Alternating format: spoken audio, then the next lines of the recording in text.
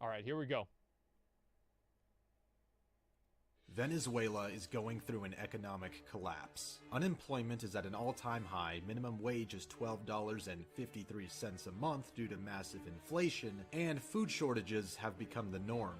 This desperate situation has led to mounting tensions and chaos in the streets. Caracas, the nation's capital, is now one of the most dangerous places in the world. But it's not... What is this, Ed, Ed, and Eddie?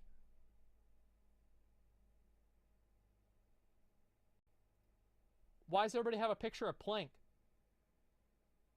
No, really, like, I mean, am I the first person to fucking see this? Like, what is this? Why is there a Plank? Like, is this a joke or is it just like a weird coincidence?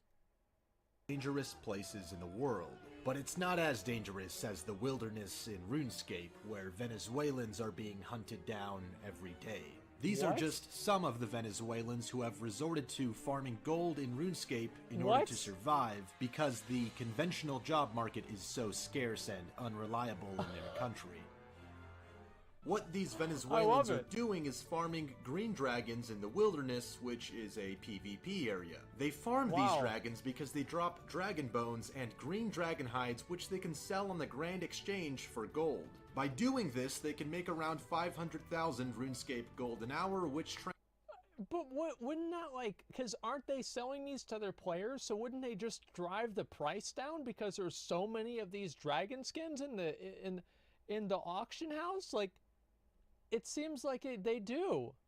Oh, so they're genuinely just like ruining the entire economy. Oh, that's great.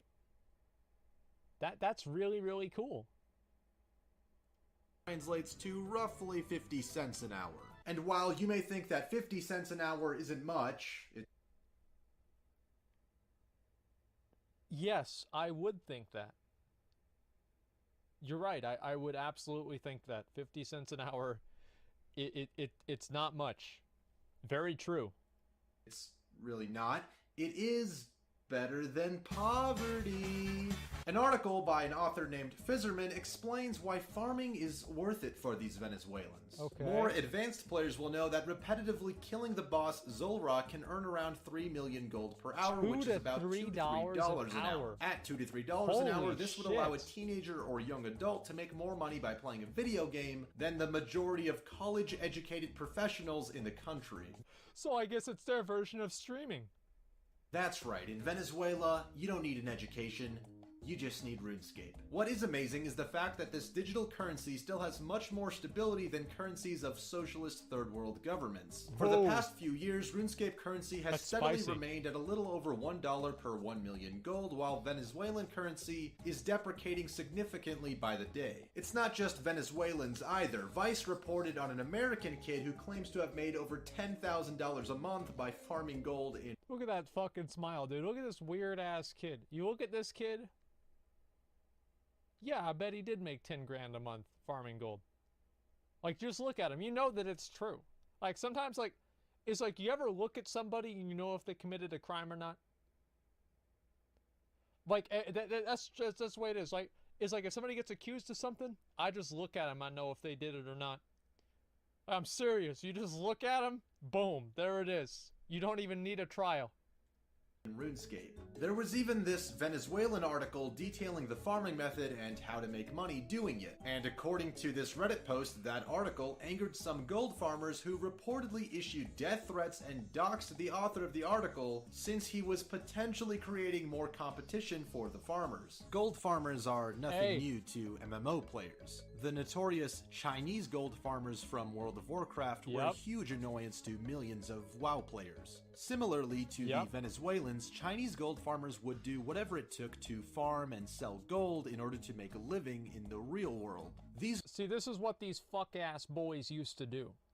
Is they didn't actually farm out the gold. Yeah, some of them did that, but what they really did is they sent people messages and they said, "Hello, you are Blizzard Lucky players. Please input your password and your account informations in order to receive Epic Fly Mount." And out of 100,000 people, there were at least like 50 idiots. And they hacked those people's accounts, stole all their shit, then they got all the stuff, and that's how they made the money. That's how you really made money with gold farming and gold selling, is you didn't make money by actually earning it. You hacked accounts. Like hacking accounts, that was the main thing that people would do.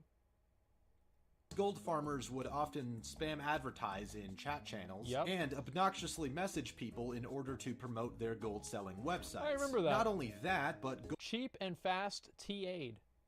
Gold farming also impacted the in-game economy. For these reasons, the Chinese gold farmers, much like the Venezuelans, were viewed with disdain by many players. Oh wow. One of the more extreme responses to these Venezuelans was a massive thread on the old-school Runescape Reddit, which gave a detailed guide on how to disrupt and kill gold farmers. And a lot of the comments on the thread were pretty hateful, and it seems like most people really don't like these gold farmers. I hope you're okay with sending Juan to school with no lunch. It sounds funny, but it could be reality, lol. That's...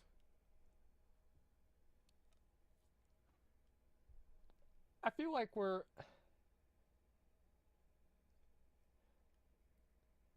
You know, like how sometimes shit just becomes so ridiculous and crazy that you think there's no... Like, you know how House of Cards went downhill after the 2016 election because there's no way that they could top the actual reality? You know what I mean? Like, this is basically the same thing.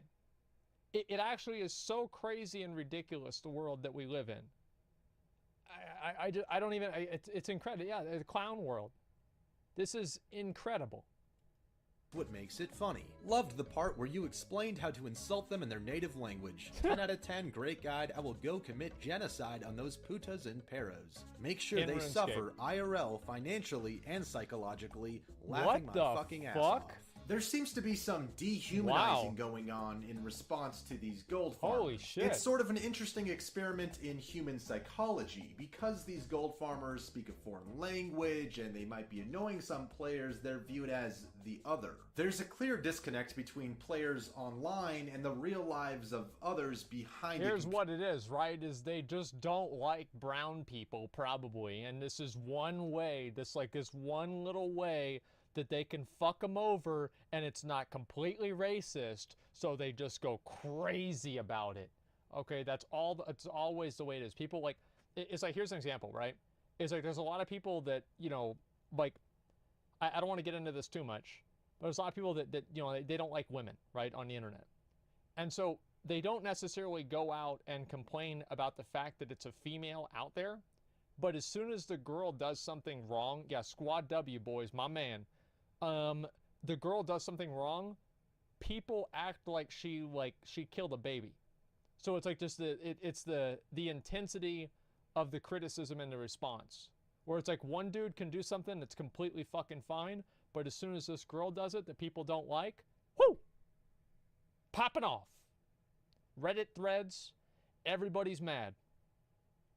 Just pay attention. It happens all the time. I'll give you an example even. So like on the MDI, right? On the MDI. Like Nagura's on the MDI. Even the slightest thing that Nagura does wrong, people get really mad about it. And they're like, oh, we don't like her for that. But other people fuck up all the time on the MDI. And it's fine. Like, I mean, I am probably the least, I'm probably one of the least like SJW people out there. Nobody's going to tell me that I can't see what's in plain sight. It's obvious that's what's going on. It's obvious. Computer screen. This has always been a contributing factor as to why people act differently towards each other online, but in this particular scenario, it can actually affect people's livelihoods. Given all of this madness, I decided to contact a Venezuelan player and hear things from his perspective. Hola. Hi. Hola, mira. Sí, bueno, ya sabrás quién es Greg, ¿no? Does he know any people, any other Venezuelans who do it for a job? This is a good video. I love it. True. True. He says, I just want to have fun playing RuneScape.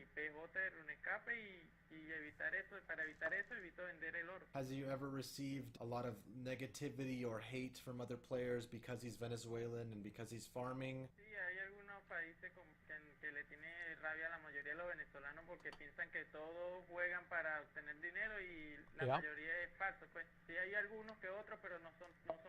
There are RuneScape players who are writing guides on how to kill farmers, and specifically Venezuelan farmers. What does he think about that? Does It's that just make so him feel ridiculous. sort of targeted in the community? Okay. Wow. Making money hurting the game. And I think they think all Venezuelans are the same. Even between the Venezuelans, there's Really? a That lot sounds of familiar. competition.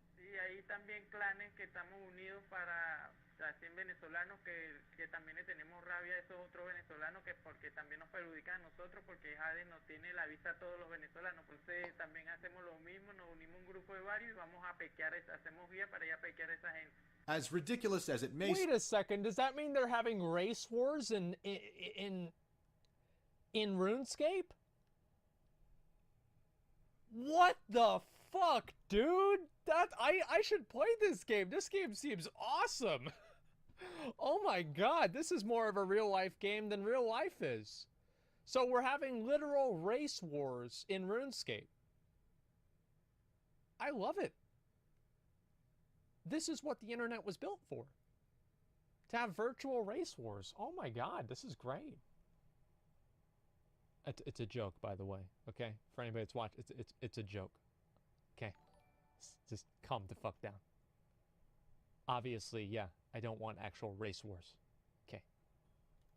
sound, clicking on these dragons may be the only source of income for some Venezuelans. But in order to make a profit, these Venezuelans must first sell their gold, and that's where these gold-selling websites come into play. Take the professionals at papusgold.com, for example. They deal in Bitcoin and Runescape 2007 gold. You know, the next major player on the market. And they even have a listing of all of the employees on the website. These are the starving faces of the hard-working Venezuelan gold farmers. These are the people you're hurting when you mess with them farming green dragon. No, these are the people that are making all the fucking money, and these people sell the gold for a lot more money, and then they buy it off of the gold farmers for like nothing. And so these guys are actually living a great life. This guy, you know, like Mokadacius, whoever the fuck this guy is with the hairline that's probably about as bad as mine, this dude probably owns 2 cars. Guarantee he probably owns 2 fucking cars. CEO? No, never mind, 3 cars. 3 fucking cars, and one of them probably was made after 2000. This guy's living high on the hog. Just look into their eyes. You have Maukaisius, the CEO. He looks like a hard-working and professional businessman. He sure the is. brains of the operation. And Kathy. Kathy looks like she's on the verge of tears, but she's still hanging on. What a brave soul. And we have Jesus. If Venezuela ever needed a miracle from God, now would be the time. And finally, gone. Because if this gold-selling business doesn't work out, all hope is gone. Okay. Venezuela is going through some hard times right now, and for some, farming green dragons in RuneScape is their only means of survival. Behind these pixels are real people with real families dealing with real struggles. Unless they're bots, in which case they're computer programs. But most of these players are real Venezuelans and real people who deserve to be treated as such. So the next time you find yourself playing RuneScape and you just so happen to be in the wilderness seeing players farm green dragons, maybe just leave them alone. You might be saving a life. But a little PKing never hurt anyone. Hey, woo! Yeah, there it is. Wow. Get him. Oh shit! Oh shit! I'm a gold farmer, motherfucker!